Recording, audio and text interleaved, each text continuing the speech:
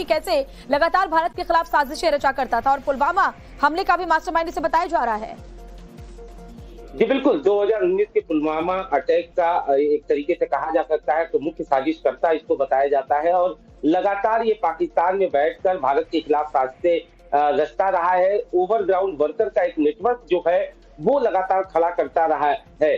जाहिर तौर पर बताया ये जा रहा है कि सूत्रों की माने तो जब ये अपने दफ्तर में बैठा था उसी दौरान अज्ञात हमलावर ने इस पर अटैक किया है, गोली मारी है, जिसके बाद हमजा की मौत हो गई है।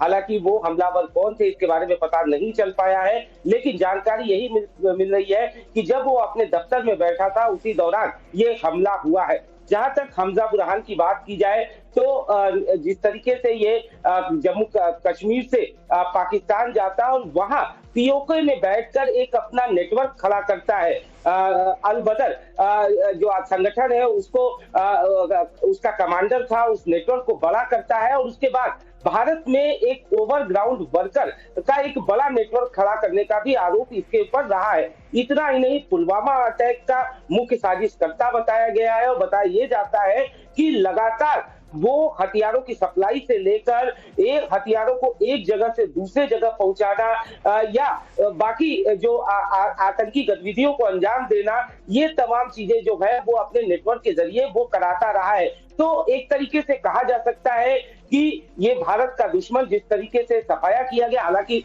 सुरक्षा एजेंसियों की बात की जाए तो सुरक्षा एजेंसियों की लगातार इस पर नजरें थी। सुरक्षा एजेंसियां इसको ट्रैक भी कर रही थी, क्योंकि ये एक तरीके से कहा जा सकता है कि पुलवामा अटैक से लेकर कई और आतंकी गतिविधियां थी जिसमें इसका नाम शामिल आया था, लेकिन पुलवामा में ये मुख्य साजिशकर्ता में से था, जिसको लेकर एक तरीके से कहा जा सकता है कि ट्रैक इसको लगातार किया जा रहा था।